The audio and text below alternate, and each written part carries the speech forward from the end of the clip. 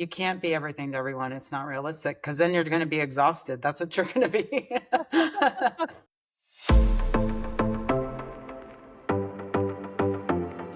You're listening to Titans of the Trades. I'm your host, Ryan Englin, author of Hire Better People Faster and creator of the CoreFit hiring system, a proven process to help growing companies attract and retain only the best. I'm on a mission to revolutionize the perception of the trades and elevate it to new heights. After growing up in a blue-collar family, my passion for making the trades cool again runs deep. If you're a titan in the industry and want to be on my show, stick around until the end and I'll reveal how you can be my next guest.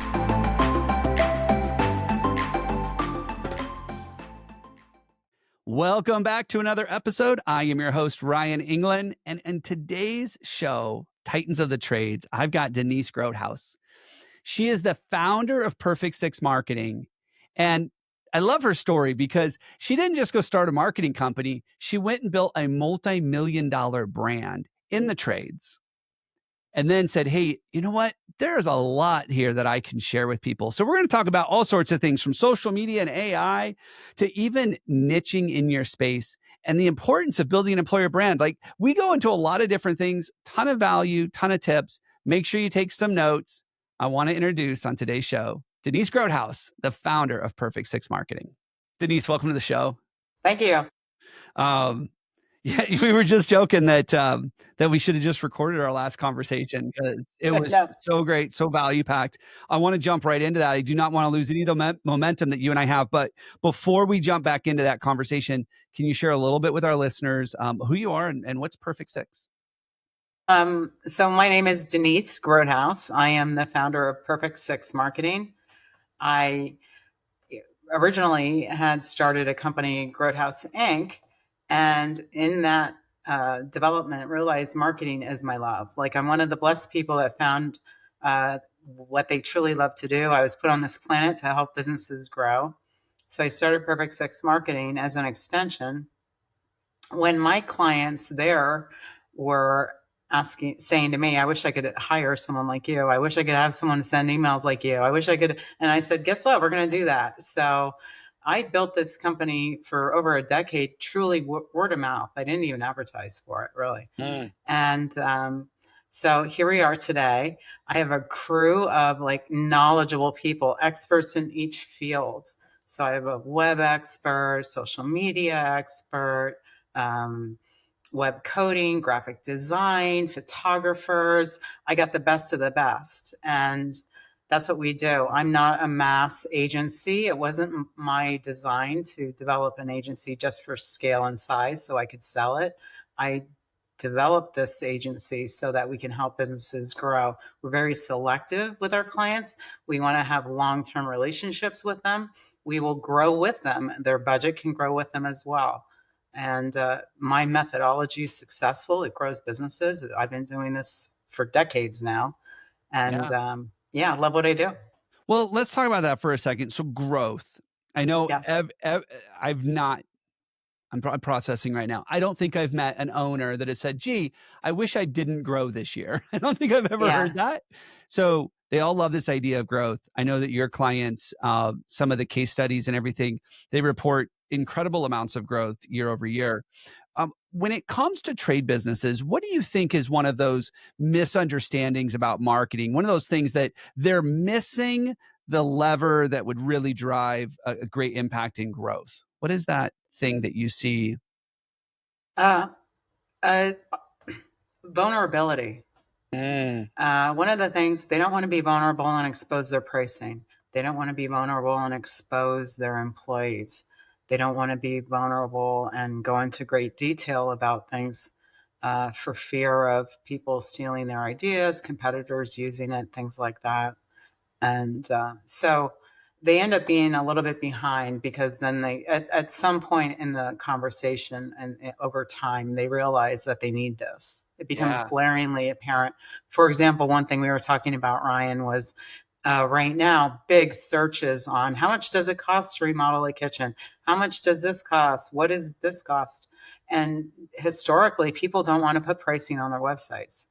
But if you want to convert that customer and find the person that can work with you, you have to do these things. Yeah. consumers want, we were talking about this too. I mean, this is straight up Marcus Sheridan stuff. If you've ever read his Yeah. stuff about, you've got to be vulnerable, you got to put this stuff out there. Consumers want to be equipped when they go into a sales meeting, and Hmm. it's counterintuitive, I think, for business owners. They want to be able to equip the consumer during the sales process, but then it takes days, weeks, months sometimes to close a new customer. Whereas if the customer got equipped on their own time, then they call you and they say, I want to work with you.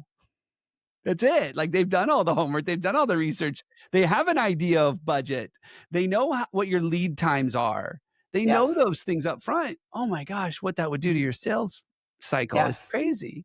Yes. A Oh, thousand percent. Yeah. I'm so with you on that one. Yeah, that Yeah. that idea. And the other thing too is I've heard them say this.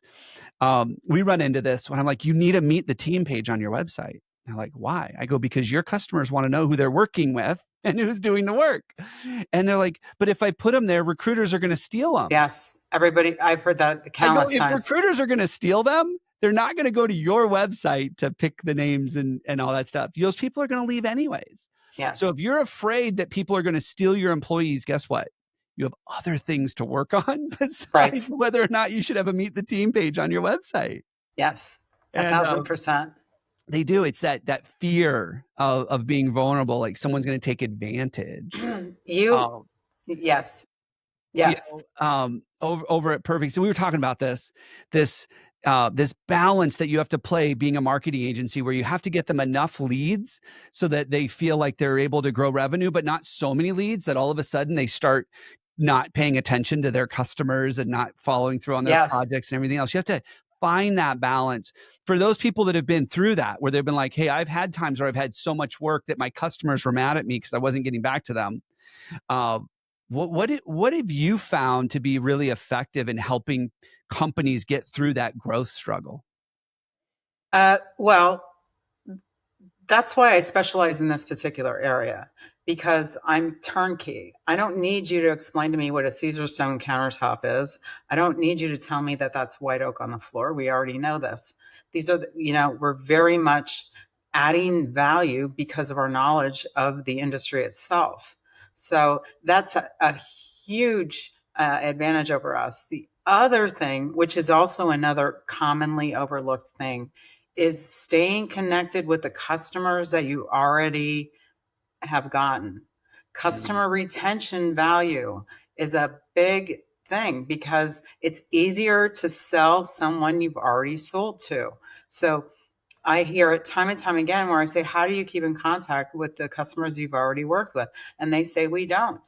You need to do that. You need to be reaching out to the existing customers and just connecting with them, giving them inspiration, making them aware of services that you offer they may not have been aware of. It even works for my own company. I have clients that say, I didn't know you did that. I didn't know you yeah. did this. Yeah.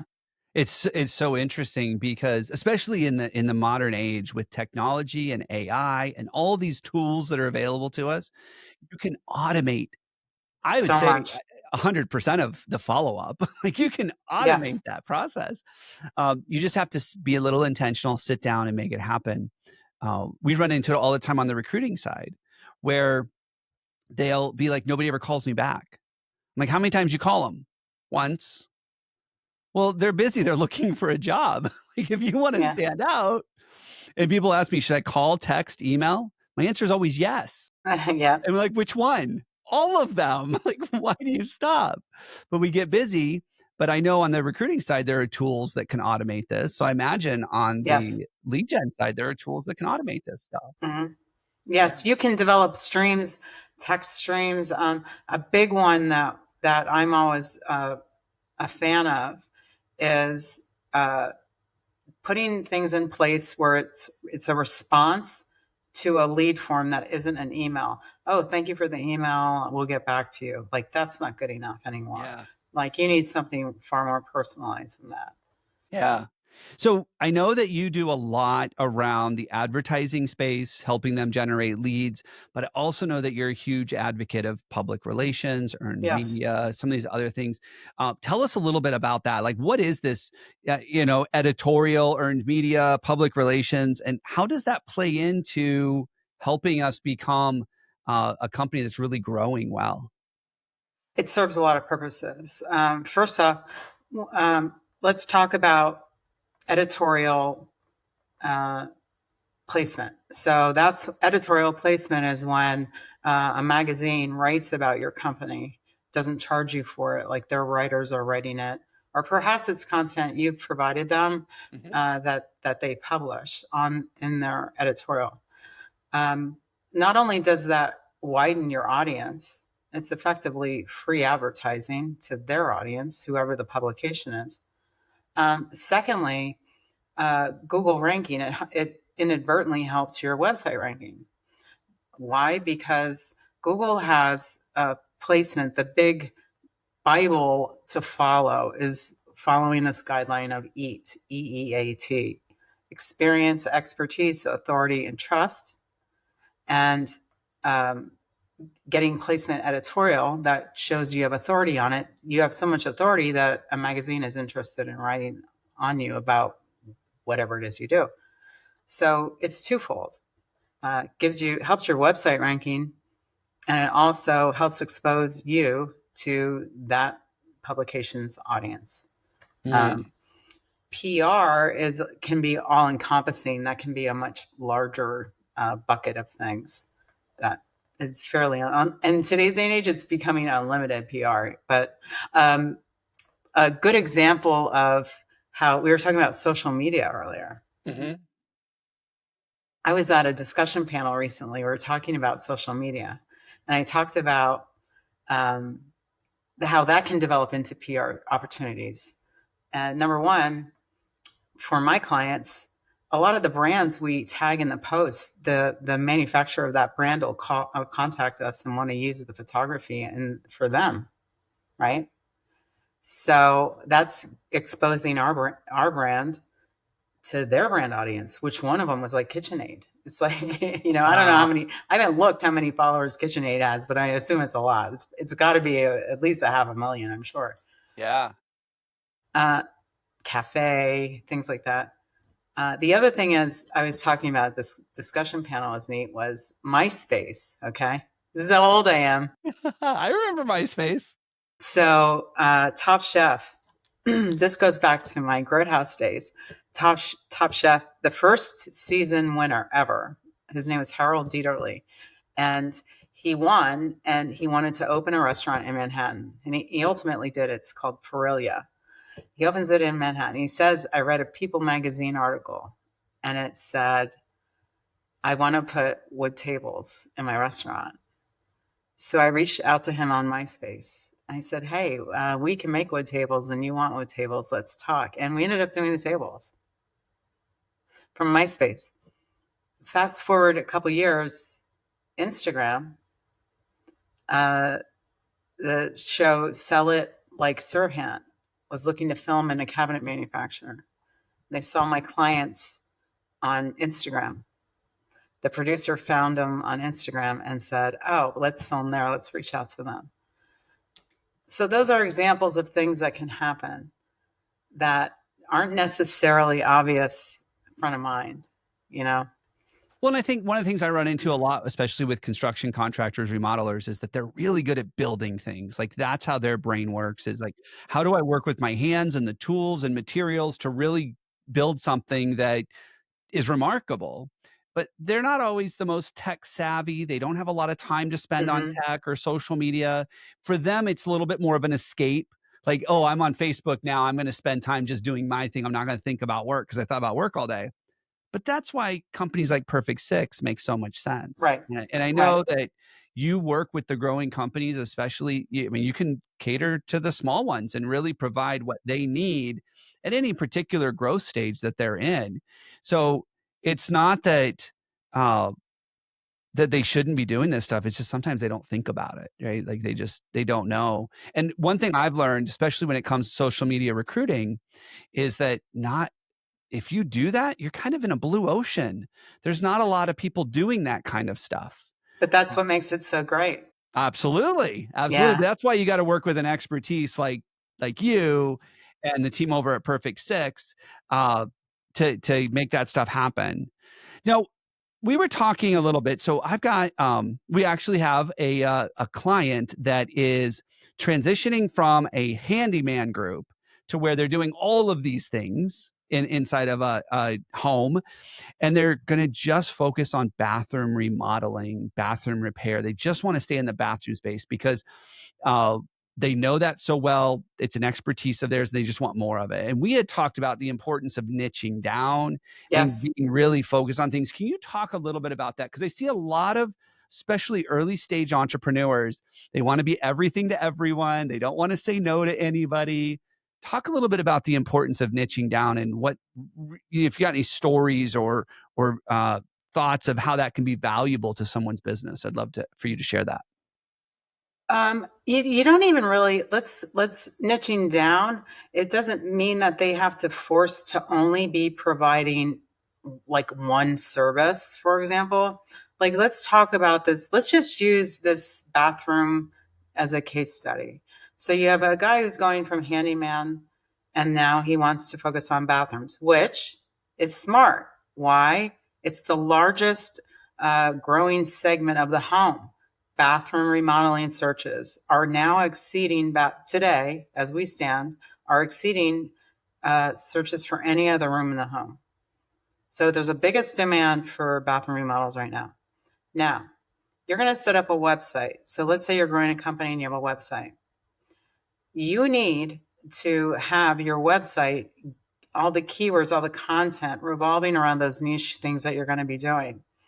The most amount of navigation pages, let's say 7, you can certainly build a website that's 2,000 pages if you want to, whatever. But the point is you could say, I'm going to do kitchens, basements, decks, whatever. You have primary niche items. You don't have to just focus on one, but you do have every client. I've seen this countless times. Every client model, they have one area that is always their bread and butter that they excel in. So it sounds like with this guy, bathrooms would be the bread and butter. You can't, I wouldn't recommend sticking to just handyman. Why? Because everybody thinks that's a different thing. To you, a handyman does this. To this person, a handyman does that. It's not clearly defined. You need to develop a strategy, and the strategy should be based on, in your area where you are, what do people search for over time? So when we would look at that at Perfect Six, we would say, okay, where are you? All right, you're in this city. How far do you go? We go an hour away. 60-mile radius around your city. What are people looking for? There you go. And then you sit with the owner and say, which one of these apply to you, and where are your strengths? What would you excel at? And that's where we would create that list, and that's that narrative you go through to develop. So not only is it a good exercise to go through to figure out how you grow the business, but I imagine from an SEO perspective, an advertising perspective, even the way you deliver your service perspective, it can be easier when you're not Sure. everything to everyone. You can't be everything to everyone. It's not realistic because then you're going to be exhausted. That's what you're going to be. Yes. So here's something you've got experience. You've done this with Grothouse. You made the wood tables and the countertops, and you've grown that business to a multi-million-dollar business. And now you're here helping contractors do the same thing that you did. What's one marketing thing that most small businesses mess up? That you're just like, I wish they would stop doing this. Like, what's the one thing that they hear today that they could go tell their team, we're not going to do this anymore? Or if it's easier, what's one thing they need to start doing that they're not doing? Say the thing that I wish they would stop doing is try to commoditize marketing. In it, saying, oh, well, if you are charging me whatever, say the number, 2,000 a month to do social media for you. Oh, well, I got this girl down the street, she'll do it for 50 a month or whatever. And it's like you're not even talking about the same thing. Mm-hmm. So you can suffer through this $50 a month and not grow, or you can pay more from someone who's going to actually grow the business. They try to equate marketing to an expense when it's actually insurance. Yeah. Wouldn't you Yeah. rather have insurance that if I put effort to this, it's going to reap a return? Yeah. It's not an Totally. expense. And do you really trust your brand to someone who's charging you $50? Or worse, Ishmael from India, who God only knows if, he's a legitimate person, you know? Well, I think that's the crux of this. It's that they want someone to do social media. And you can find somebody for $50 a week that'll do social media for you. But if you want the expert to do social media right so that it Yes. builds a brand and creates momentum for your company and brings a return on the investment in marketing, you need to hire an expert. And an Yes. expert is not that freelancer down that street. The expert is not the person that you're hiring a doer. Like it's apples and oranges. And we see this happen all the time. You can write a job description on ChatGPT. I don't know if you know that, but Yeah, I you can do. write it. And we've had companies say, I don't need your help with this. I've got ChatGPT. Well, ChatGPT is not an expert. No. ChatGPT read a whole bunch of job descriptions that have been written poorly for the last decade and said, oh, I guess this is how you write a job description. And so it writes the same job description that millions of companies have used for over a decade that don't work. And that's not an expert, that's a doer. If you want a Right. job description or an ad that's going to work and actually pull in the right people, you need to work with an expert. See, and that's a mistake a lot of people just in general are making now, is they're using ChatGPT or AI of some form to replace them from doing the work.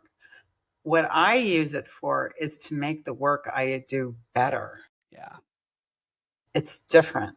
absolutely. Yeah. Someone told me this is like an Iron Man suit, right? It shouldn't live on its own. It shouldn't be something where, well, it used to take me 8 hours. Now I can get it done in 15 seconds. That's different. You're not comparing the same things. It used to take you 8 hours, get that raw stuff in 15 seconds, and now spend an hour or two Yeah. getting good. Right. Yes. And that's what the Iron Man suit did for Tony Stark, right? It didn't do it Yep. for him. It equipped him with some tools and some things to just make him better, but he still had to Yes. do the work. And Yes. I think that's something that they're all running into. Denise, this has been awesome. I mean, I feel like we've touched on a whole bunch of different things, from niching, from the importance of this. You know that my passion is people inside of this business. And we talked about this. A lot of growth stage entrepreneurs, they struggle with, I go get the business, but then I don't have enough people to keep getting more business. So I'll just pause for a little bit, and then when I'm out of business, out of work, I'll get more work, right? Like that's what they Yes. do. They play this roller coaster. And one of the things that I know you and I agree on is the employer brand is so important. uh, because especially as a remodeler or any kind of service contractor, your people are your brand, because they're the ones walking into a consumer's home or their workplace and doing the work that represents your brand. So having that employer brand is so important. And you've got a checklist. Tell us a little bit about this checklist, and how our listeners can use it, but also how they can get a copy of this. Yes. So I firmly believe that your employees absolutely have to understand what your brand is, what your company brand is. And it's in part because they execute your brand. And in tandem, they create a brand of themselves. That culture that your successful employees create is based on some commonality. So to develop a good exterior social media interaction, to all of that shows customers and potential employees alike what it's like at your company, what is the culture, what type of people work there. Um, I developed a checklist that you can ask your employees to fill out, and it will help you understand the brand of your company and what commonalities that you see when they complete this checklist Mhm. to develop your campaigns for forward facing promotions of any given in kind. Um, a good example of, I had a very close knit company at Grothouse. The employees were really very team motivated. And we had one time a major healthcare increase. And I was like, "Ugh, I don't know what to do because we had young employees, old employees. Which plan do they want? We had to switch plans. And I went around and I'm like, which plan do you want? Which plan? Like I thought in my mind that was the most important thing. And they're like, we kind of don't care, but we want a 401k. Okay. And I would have never known that if I hadn't been proactively going around and asking them specific information. And this wasn't, this was a company, we had picnics, lunches, all kinds of Christmas parties. We were together a lot. And I'm like, how could I possibly have missed that? So it makes me want to impress that on the business owners where you say, I'm with them all the time. I know. No, well, I thought the same thing and I made a big mistake. So here's a checklist and you should take the time to go over it with your employees because you'll get to find out what kind of people they are. And why is it a good thing? It's a good thing because then you'll avoid hiring the wrong people, because I've already been in situations where you hire the wrong people and it upsets the whole apple cart, And so avoid hiring the wrong person and make sure you hit on the things that the employees do like and need and qualities that they have. What makes them feel like they had a great day at work? Was it just punching the 8 hours, or was it the satisfaction of a job well done, or growing the company, or helping your coworkers, or were you just glad that no one bugged you and you got to write programs all day? Whatever that is, there is no right or wrong answers here. Really. Yeah. So how do they get a copy of that list? Oh, you can text me at 484-553-0754 and just text me, say you saw me on Ryan's show, Core Matters, and we'll send it to you. Awesome. Thank you so much for being on the show. And if you haven't, you didn't mention this, but how do they find your website if they want to learn more about what your services are and what you can help them with? Yeah, so we're a full service marketing agency.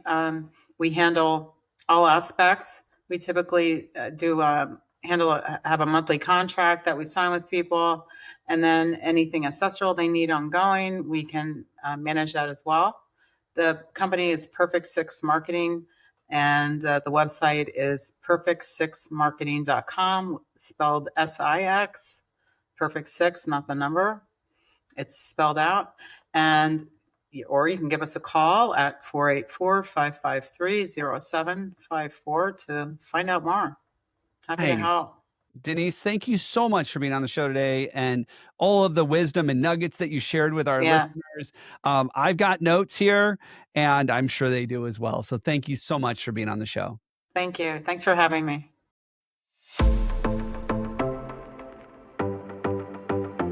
Ryan Englin here. Thank you so much for listening to Titans of the Trades.